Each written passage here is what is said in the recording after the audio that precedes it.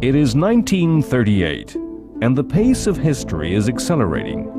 The continent of Europe spirals towards war, with an ever-increasing, ratcheting tension.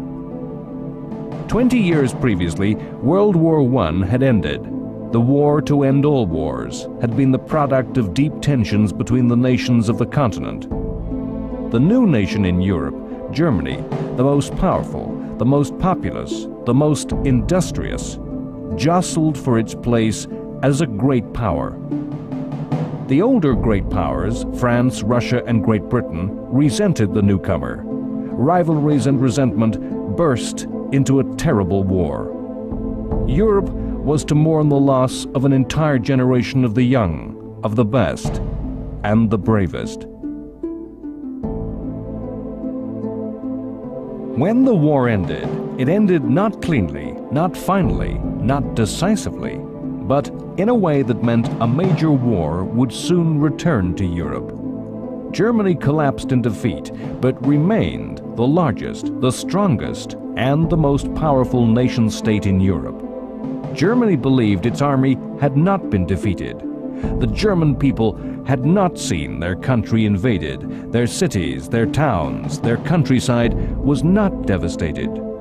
Germany's soldiers had marched home in good order, not as pathetic defeated rabble. The myth grew of a stab in the back, of betrayal by enemies within Germany. The peace treaty of Versailles was not a peace settlement. It punished Germany with loss of territory. It punished with reparations, tremendous sums of money that were to pay for the war, pay to rebuild France, pay the debt European countries owed to their American ally. It punished Germany by destroying the nation's proud armed forces. The German army was to be a fraction of its pre-war strength, and deprived of the most modern weapons. The settlement did not destroy Germany as a threat, as a rival, and it provided Germany with yet new grievances. The new map of Europe created a patchwork of small, weak countries on Germany's eastern border, countries with which Germany now had scores to settle. Versailles kept the war alive in the mind of every German. In a Germany resentful of history, in a Germany suffering endless economic crisis after economic crisis, a movement and a leader arose that gave voice to those resentments and promised action. A movement that promised rescue.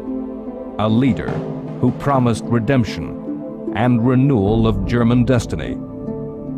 Hitler and the Nazis rose to power through the structures of German democracy and then abolished those same freedoms. Nazi Germany proceeded to systematically destroy the post-World War I settlement and the structure it defined for Europe. All over the continent and all over the world, the pace of change, the flow of events accelerated. Japan began on a path to militaristic rule, based on a belief in Japanese racial supremacy. The Second World War really beginning perhaps in 1937 with Japan's brutal, furious, and avaricious attack upon China. War returned to Europe in Spain as the Civil War tore the nation limb from limb. The fires of war fueled by the extremes of fascism and communism, with the democracies standing in impotent neutrality.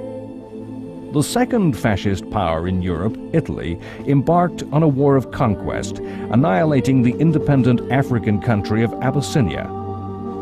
The lesson to the world was that violence was the means to the end and would be unopposed. Hitler unpicked Versailles, rearming the German nation, turning with hungry and aggressive eyes to his weaker neighbors. Germany was united with Austria, a move that made Germany even stronger. The democracies were torn. America retreated behind the oceans in isolation. France, in cynical defeatism, built the Maginot Line as a shield against aggression, but feared to renew the war. Britain had no desire for war and saw justice in Hitler's demands. The democracies aimed to resolve the problem of Germany without resort to war, to use diplomacy, negotiation, and fair compromise. The word history has come to use of these times is appeasement. It is the autumn of 1938, and Hitler has turned his gaze to Czechoslovakia. A conference of nations is called in Germany, at Munich.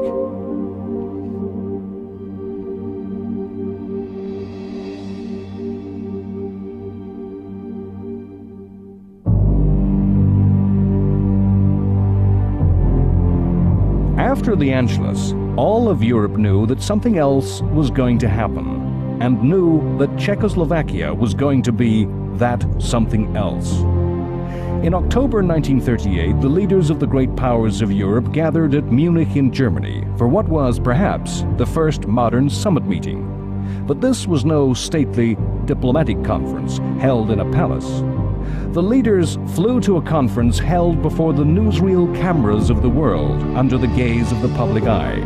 The leaders speaking sound bites for the media.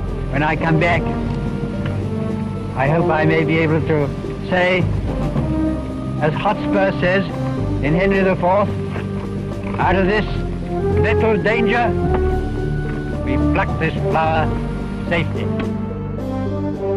They met to resolve the problem of Czechoslovakia. Czechoslovakia was a democratic state, a state allied to the French. Czechoslovakia was a thorn in the side of Hitler's state, physically thrusting into the Reich, politically challenging both the ideas and beliefs of Nazism. Czechoslovakia was an isolated state, with Germany between her and her French ally, and surrounded by states that were unfriendly. If the conference failed, if Hitler and the Nazis chose to act against Czechoslovakia, there could be no half measures on the part of Britain and France, no sanctions that would help, no supply of arms. To protect Czechoslovakia from Nazi aggression would need full general war in Europe.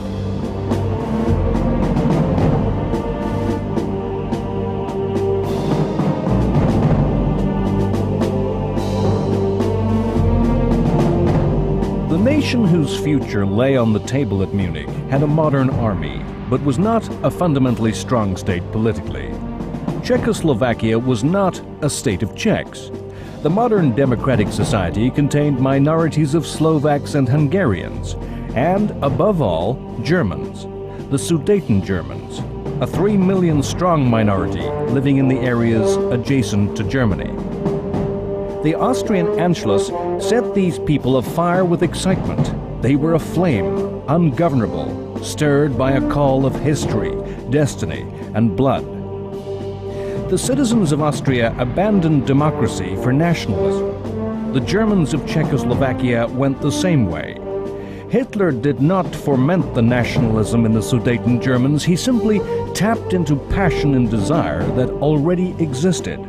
Of course, Hitler sought to liberate his fellow Germans, but he also wished to eliminate the Czech nation as an ally of the French and add Czechoslovakia's modern industrial economy to Germany. As the leaders gathered, both sides had differing goals. Both Hitler and Czech President Beneš wanted matters brought to a head. Hitler and Beneš did not want to compromise. The Czechs knew that any concession to the German minority would bring demands from their other minorities. Hitler wanted total success. The French and the British wanted a compromise. They did not want to risk war or humiliation.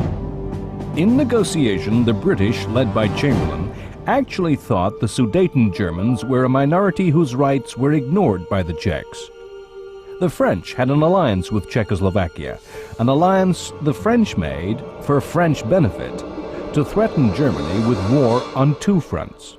Now they realized they were impotent to aid their ally, and desperately needed to avoid the humiliation of breaking their promises to the Czechs. Chamberlain reluctantly said, "If Germany did decide to destroy Czechoslovakia, I do not see how this can be prevented." The objective of Britain and France at Munich was not to restrain Germany, not to counter Hitler's ambition. It was to make the Czechs give ground, to make concessions that would prevent a general European war. The Czechs aggressively opposed concession. At one point, in the spring of 1938, they had mobilized their entire army and placed it against the German border, terrifying Britain and France. All throughout the summer of 1938, the great powers of Europe had circled round each other, guessing each other's intentions. Benesch thought that by defiantly raising the stakes, he could make Britain and France threaten war, and so make Hitler back down. Hitler, knowing Britain and France's reluctance to go to war, insisted on having his way, rejecting compromise after compromise, angrily accusing the Czechs of attempting to ethnically cleanse the Sudetenland, and insisted that the Sudeten people would only be safe as part of Germany. Chamberlain was certain of Hitler's good faith when the German promised that he had no further demands of Czechoslovakia than the liberation of the Sudeten Germans.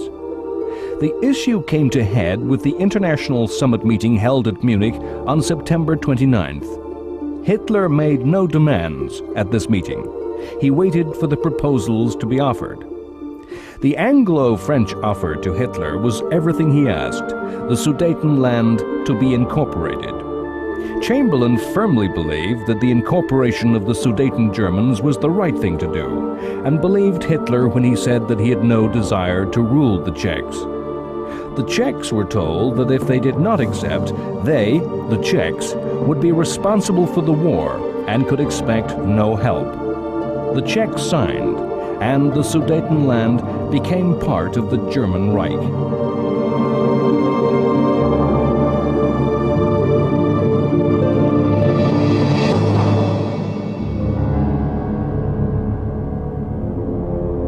Many years later, as the war ended, President Benesch was to look at Prague as a city that had remained intact throughout the war. Benesch said, "Is it not beautiful?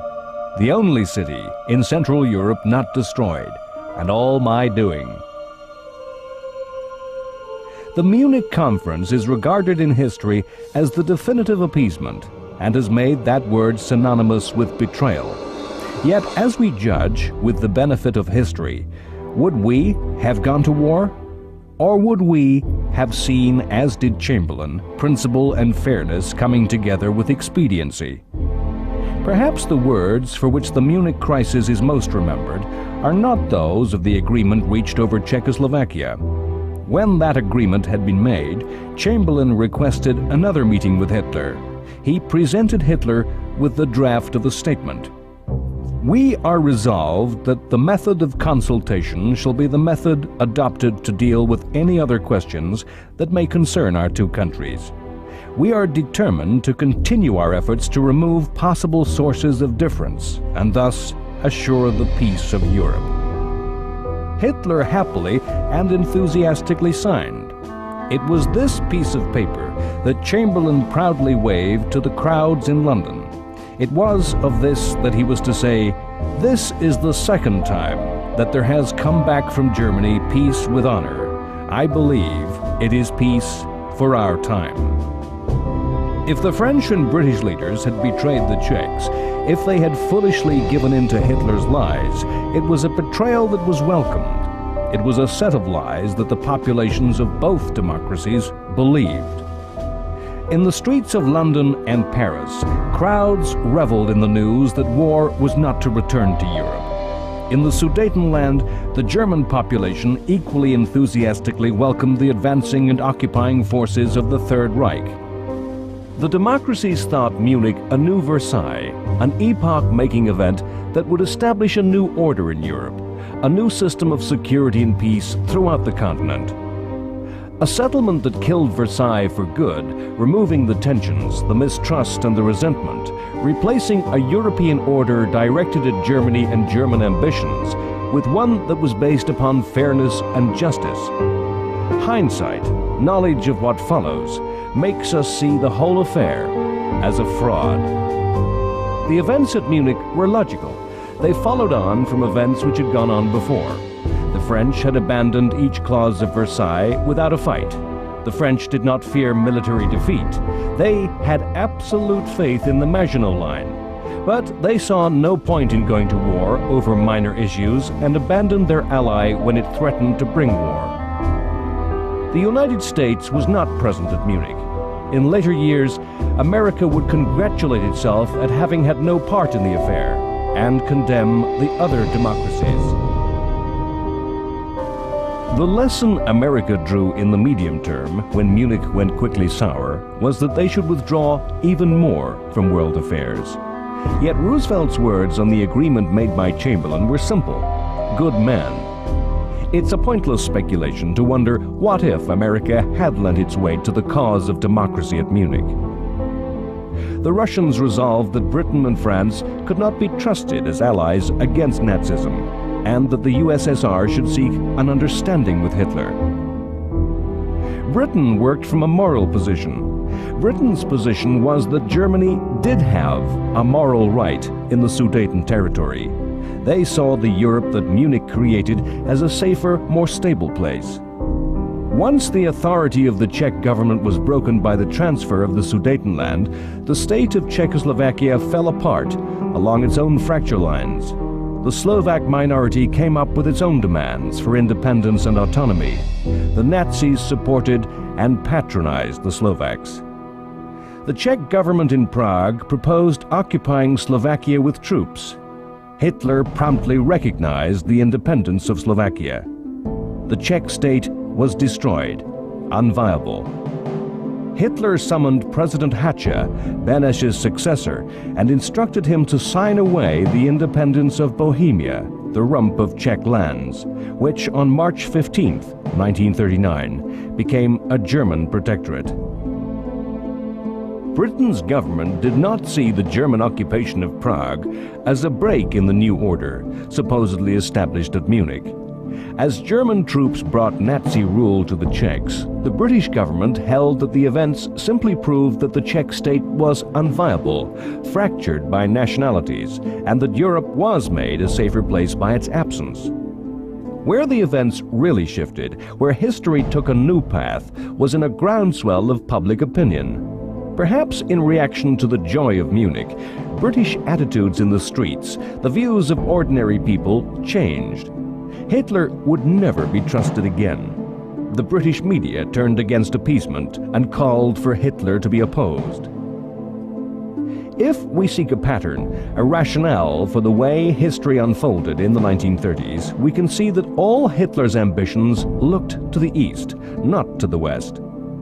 Germany had lost territory to France in the west, Alsace and Lorraine, but there was no clamor for these areas to come under German rule. In the south, Germans lived in Italy, but there was no demand for a return of these lands. There was no call for southern Germans to return to the homeland. All the avarice, all the ambition was directed east to Austria and Czechoslovakia. Hitler believed it to be the destiny of the German people to expand eastward.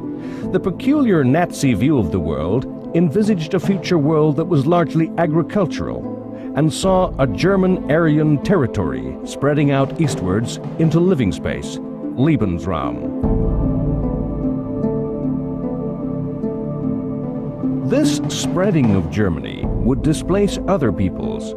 Hitler saw this expansion as eastward into the vast spaces of Russia and the Ukraine. When the Nazi troops completed the annexation of Czechoslovakia on March 15, 1938, within days German diplomats renewed demands of Poland that the city of Danzig be returned to Germany, and that Germany be given a rail and road link to East Prussia, a German corridor across the Polish corridor. Danzig was a German city. The corridor was German land, lived in by Germans, given to the new state of Poland at the end of World War I. The Poles rejected the German demands out of hand. The British government almost immediately offered Poland an alliance. Previously, Britain had avoided making formal promises and commitments against the Nazis. The alliance, though, committed Britain, restricted the options open to the British government. France had made alliances in order to threaten Germany, but found itself in danger, not safer. Britain made its alliance as a gesture, as a warning to Hitler. It was a complete reversal of British foreign policy since the First World War. However, to what sort of country had Britain joined France in alliance? The lands which were occupied by Poland were territories fought over, shared and reshared by German states, Austria and Russia. The Polish government was not a democracy in the same mold as Britain or France. The Polish government was dominated by the military. The ruling party, the cleansing movement, attempted to dominate all aspects of Polish life. Poland was an aggressive country that sought to punch above its weight. It refused to contemplate a compromise. The Polish government was headed by men with the same appetites for bluff who gambled on intimidating opponents, as did Hitler. World War II was the unfinished business that remained from World War I. Much of that unfinished business lay between Germany and her former enemies, and between Germany and the smaller countries in the East. Poland had its own unfinished business with Russia, or rather the Soviet Union. The eastern border between Russia and Poland was not defined, and in the end was established in a series of armed confrontations in the early 1920s. If Hitler had ambitions in the East, it would be true that Poland equally looked to Soviet territory with envy. The climate of aggression was hardening all over the continent of Europe. In the spring of 1939, Italy invaded and occupied Albania. Mussolini, always keen to emulate Hitler, always driven by envy of Germany, and resentful of the success and dominance of what he thought the junior fascist power in Europe, mounted an attack on his neighbor across the Adriatic. The victory of the Italians was easy. Albania, with a population of barely 1 million, was the most primitive state in Europe. Politically a tribal monarchy, riven by feudal clans and factions, the country was taken over in days, with almost no fighting. Annexed to become Italian territory, the King of Italy declared the King of Albania. Mussolini intended that Albania be used as a stepping stone on a path of conquest throughout the Balkans and southern Europe, to enable Italy to dominate the Mediterranean. In an attempt to head off war with Germany over Poland, Britain and France recognized and accepted the Italian action.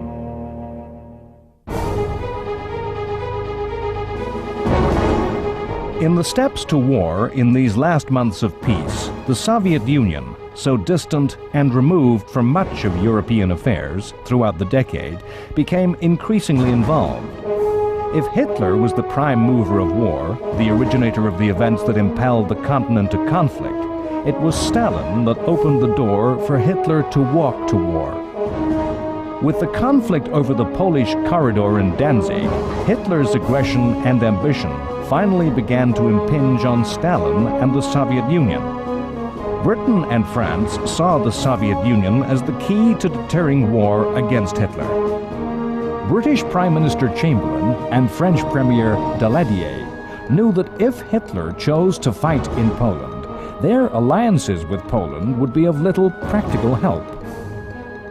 Poland was as isolated as had been Czechoslovakia. They could not move forces into Polish territory. They could only threaten war from the west.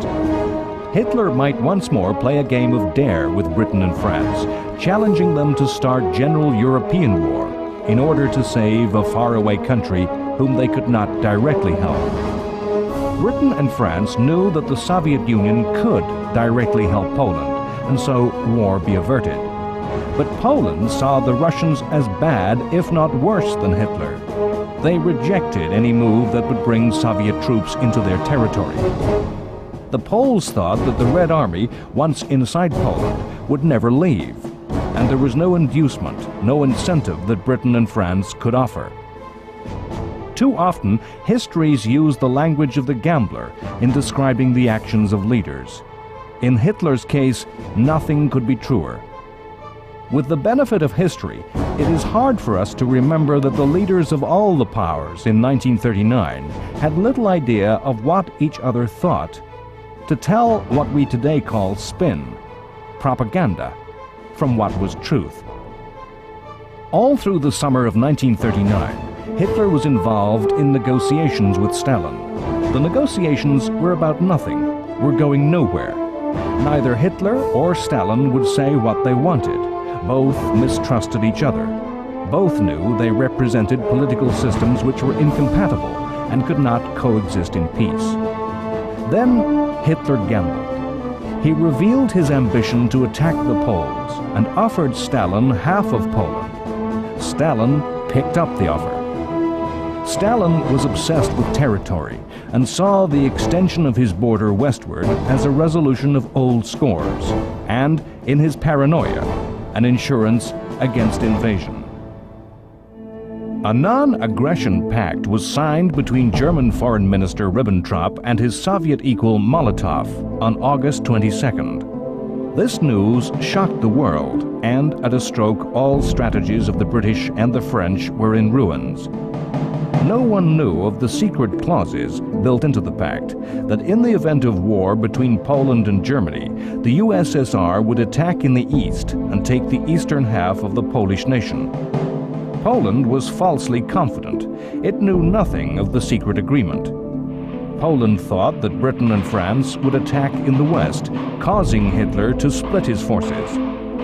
In fact, when war broke out, the French did nothing and sat behind the Maginot Line, making small attacks, slowly mobilizing, calling up strength.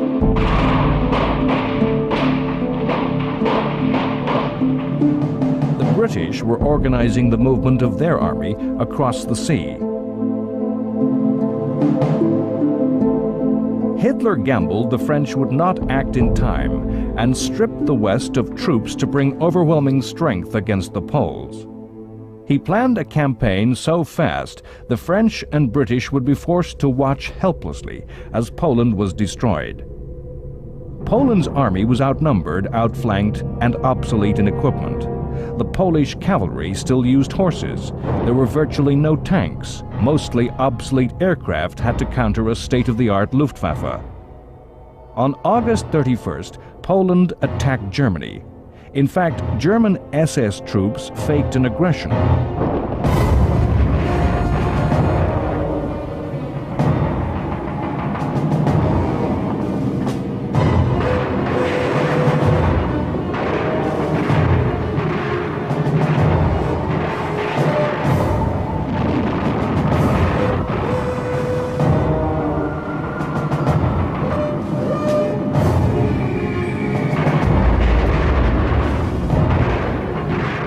By the end of the next day, the Polish Air Force had been destroyed and the German army was deep into Poland. On September 3rd, France and Britain demanded Germany withdraw from Poland. War broke out, and British Prime Minister Chamberlain made an announcement that revealed a bitter disappointment that he had failed to prevent war from returning to Europe. I am speaking to you from the Cabinet.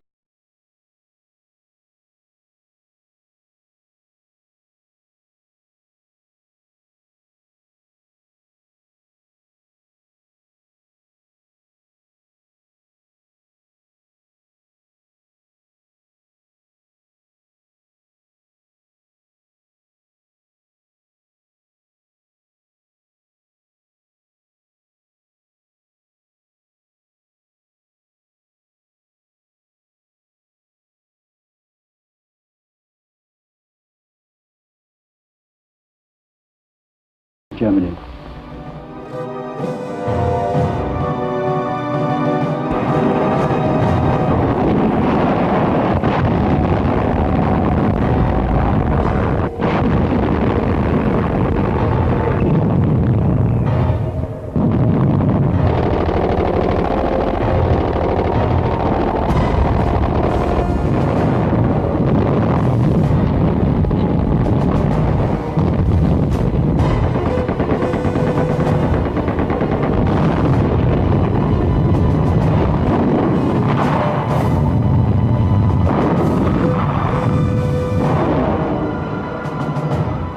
The attack on Poland saw the first use of blitzkrieg by the Germans, a new type of war, using rapidly moving, all-mechanized and armored columns, with coordinated air support smashing through and around slow-moving, old-fashioned Polish forces.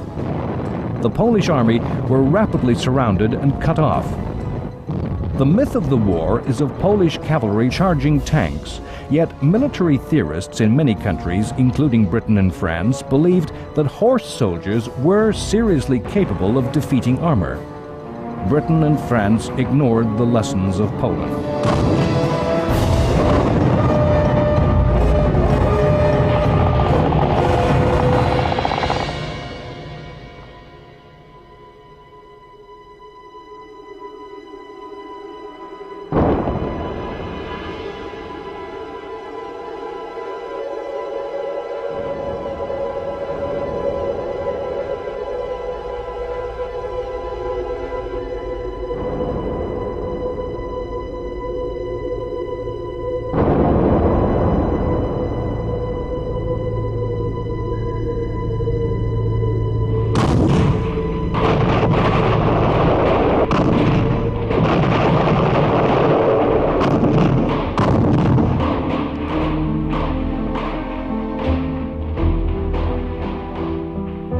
By October 6th, all Polish forces had surrendered. Cynically, the Russians waited until it seemed certain that Germany would triumph, and finally moved on September 17th.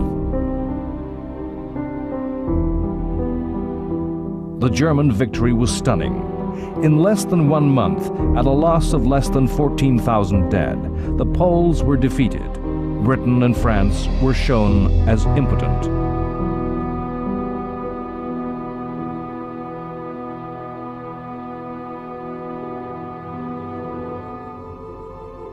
In the United States, President Roosevelt induced Congress to repeal an arms embargo, but the supply of arms was limited to cash and carry. Arms had to be paid for in hard cash and could not be exported in American ships. American public opinion was anti-Nazi and suspicious and fearful of Japanese ambitions in the Pacific, yet equally anti-war, the feeling of the ordinary American mirrored by the majority of Americans in public life. Charles Lindbergh, aviator and national hero, was an outspoken opponent of America having anything to do with a European war. America quietly hoped that Britain and France would somehow contain the Nazis and that some compromise could be worked out with Japan. In the tangle of events spreading out from Hitler's decision to attack was a single-page letter from Albert Einstein to Franklin Roosevelt. Einstein, the most eminent scientist of his day, German and Jewish, a refugee from Nazism, was the only scientist who could write directly to the president and be taken seriously. Einstein warned Roosevelt of Germany's plans to investigate the military uses of uranium, of the newly discovered atomic energy. He warned that in taking over Czechoslovakia, Germany had secured a rich uranium mine. This single letter was to bear fruit 5 years later over the Japanese cities of Hiroshima and Nagasaki. Germany's ally Italy stayed out of the war, remaining neutral. In March 1939, Italy and Germany had finally made a formal alliance, what Mussolini grandiosely called the Pact of Steel. The pact declared that either country was to come to the aid of the other if attacked, and gave Italy a free hand to direct strategy in the Mediterranean. As the pact was put into writing, the Italians signed on the verbal understanding that war would not come until 1943. It is a fact of history commonly lost that the pre-war relationship between Italy and Germany was not strong. Mussolini resented Hitler. The Germans thought Italy's imperial adventures ill-advised. Hitler had hoped that a war might start between Italy and France alone, which might distract and weaken France. The British and the French hoped from time to time to prize Italy and Germany apart. The two dictatorships had differences over the Anschluss with Austria. Had Mussolini offered an alliance to the democracies, they would have accepted. Hitler and Mussolini did come to have a strong personal regard for each other, but this was not something shared by the respective military and naval commanders, nor by the ordinary Italian and German. Italy's strategic interests lay in expansion and control of the Mediterranean, the Lebensraum of the Italians, what Mussolini referred to as Mare Nostrum, our sea. War came as a surprise, the pace of events overtaking world leaders. No country on either side was ready to fight in 1939, and all were taken unawares by the outbreak of war. Germany worked to a long-term plan. Hitler had come to power in 1933 and looked for a period of 10 years before rearmament was complete and the Austrian and Czech territories absorbed. Italy was not ready for war and saw in the Pact of Steel a guarantee of 5 years' peace. With the British and French declaration of war, the fighting spread across the world. Both countries were the center of worldwide empires. Britain was to call upon soldiers from Australia, New Zealand, Canada, and South Africa, the Dominions, self-governing members of Britain's family. These countries willingly and unhesitatingly declared war on Germany at the same time as Great Britain. From the colonies of the empire, Britain was to summon Indian, African, and Caribbean soldiers. French forces contained soldiers from Africa and Indochina. Presciently, some of France's toughest fighters were from Vietnam. The first week of the war did in fact see a French offensive in the west, remarkable in the fact that its effect was so limited. Small numbers of French soldiers pushed 8 kilometers inside Germany to within sight of the Siegfried Line, a line of German fortifications, the match of the Maginot Line, and there they stopped. The professional predictors and theorists, men who look into the future and attempt to foretell the future wars, often fail to see accurately, misreading the lessons of the past. In the summer and late autumn of 1939, much of Europe lived in a state of febrile panic, fearing attack from the air with bomb and poison gas. Futuristic theories of war predicted mass aerial assaults on the city centers. It was commonly held that no defense was possible against attack by bombers. Everywhere shelters were dug, sandbags were piled around the doors and windows of shops and public buildings. The people of Britain had been issued with 38 million gas masks. No citizen was meant to be without his mask at any time. This was a time when the life of the civilian descended into black comedy and farce. The distinctive cardboard boxes and bags in which the gas mask was carried was too often turned into a useful shoulder bag and contained a worker's lunch. A market in sandbags developed, with speculators having bought up supplies in advance of war. New ranks of officialdom appeared. Air raid wardens patrolled the streets.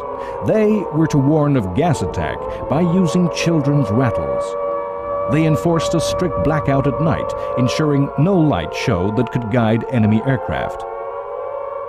An immediate reaction to the outbreak of war and the fear that aerial attack was imminent was the mass evacuation of children from cities to safe areas. By the evening of September 3rd, nearly 1.5 million children, mothers of infants and pregnant women, had been moved to safety. In fact, fear of reprisals by chemical weapons meant that neither side in Europe was to risk their use at any time in the war. Britain and France, although having done all they could to avoid conflict, were in fact able to look to a coming war with confidence, not with fear. The subsequent history, collapse and rout that filled the following years clouds our judgment to the fact that as Britain and France mobilized, called up their reserves, marshaled and equipped their troops, the numbers made war in 1939 appear a risky undertaking for Germany. If the leaders of Britain and France laid out their relative strengths on paper, they could sleep easily. Counting the armies already in the field, Britain and France could more than match Germany's strength, when fully mobilized, with all reserves called up. Britain and France combined could count on a total of 3 million to Germany's 2.5 million.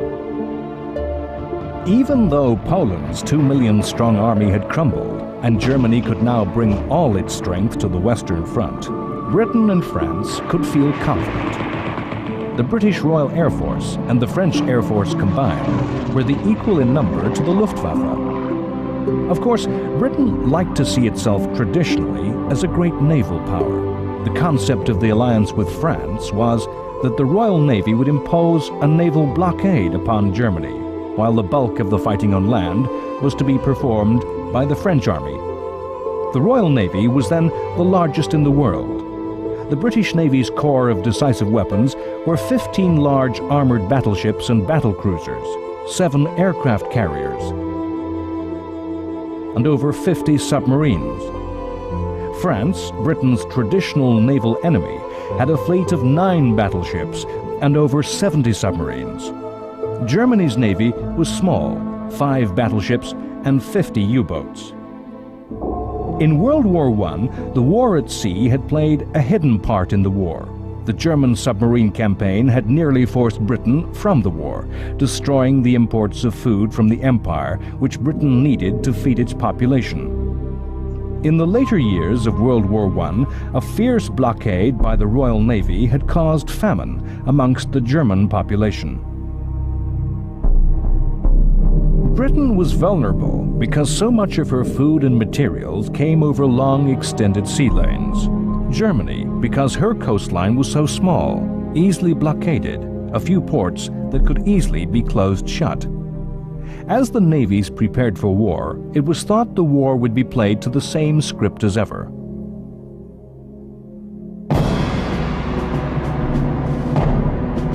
The pride of navies everywhere was the battle fleet, a fleet of large, fast, heavily armored and heavily gunned battleships. The number and size of these vessels was taken as a measure of the virility of each nation. On these measures, the cards were stacked heavily against Germany. In World War I, the battle fleets of Britain and Germany had met for only a few hours. No lesson had been learnt as to the value of the big gun ship. In between the wars, the size of the fleets and the size of the ships in those fleets were limited by international treaties.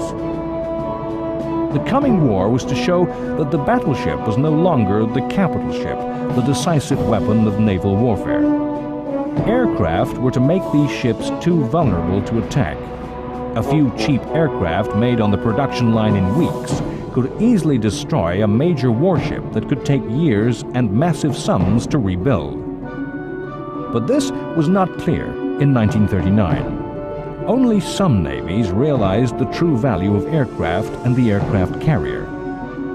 In the long-term plans of Germany, a series of large warships, such as the Bismarck, were built to threaten Britain. Aircraft carriers were built for some future war against the USA.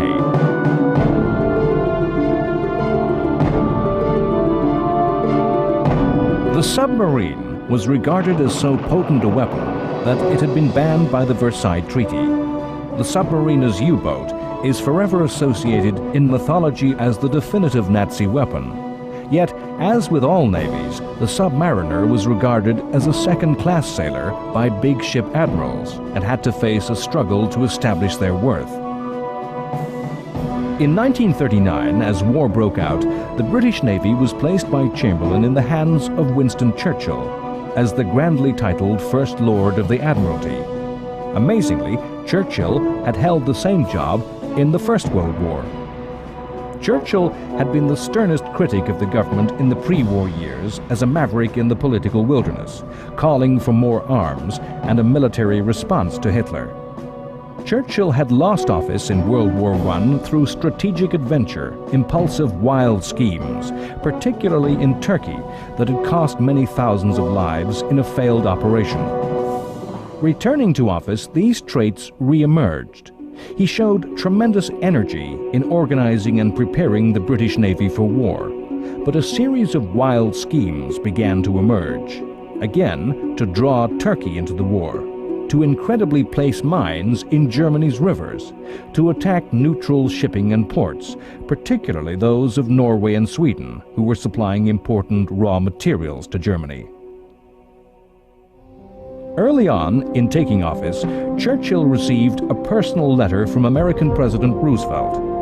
Roosevelt invited Churchill to keep me in touch personally with anything you want me to know about. The personal relationship between these two men, bypassing the administrations and structures of their respective countries, was to be of crucial importance in the coming years. As the Poles succumbed to defeat and occupation, Hitler offered Britain and France peace. He claimed to have no quarrel with France and desired active friendship with Britain. He called the war in the West a senseless waste of life and proposed a conference of the great powers that would create a new system of peace and security. He was rejected.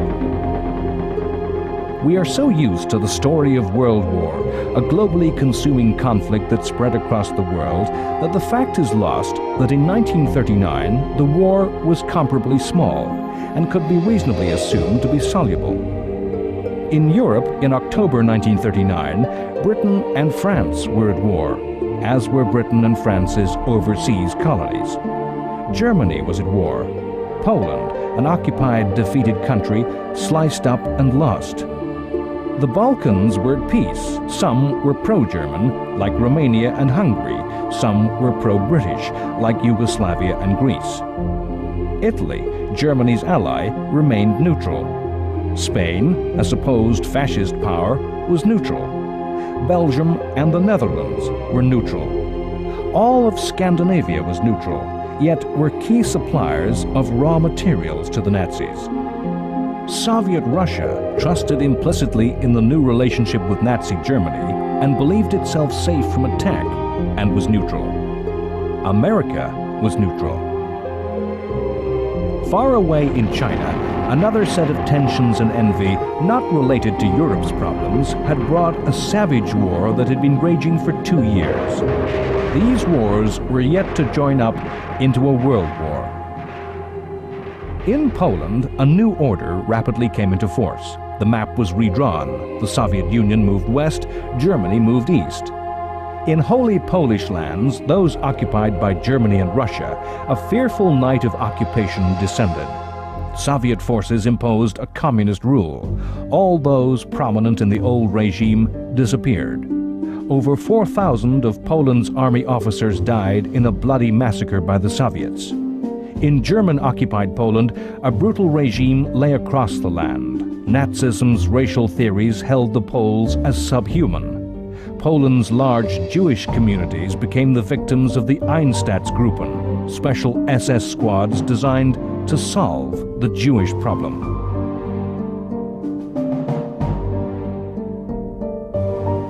Freed of any fear of attack from the east, German will and forces turned to the west and began to assemble its might against the democracies.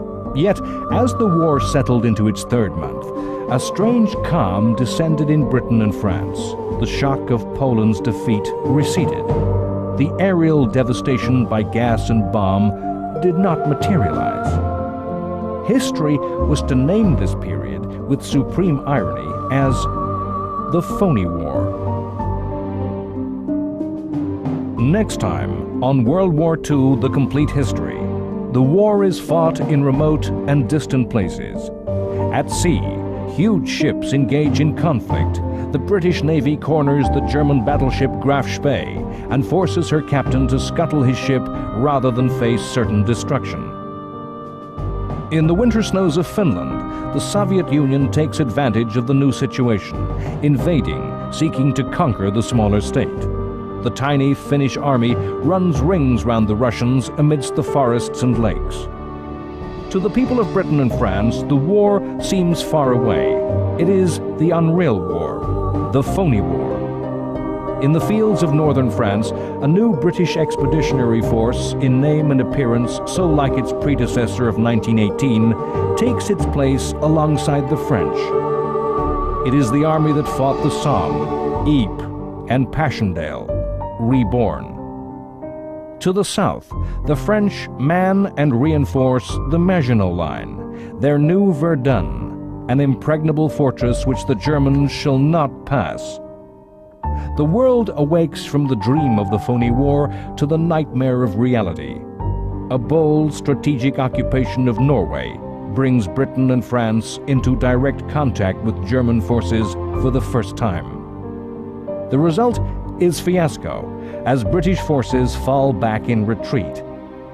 As a result, the British government falls and is to be headed by a man of destiny whose time has come, Winston Churchill.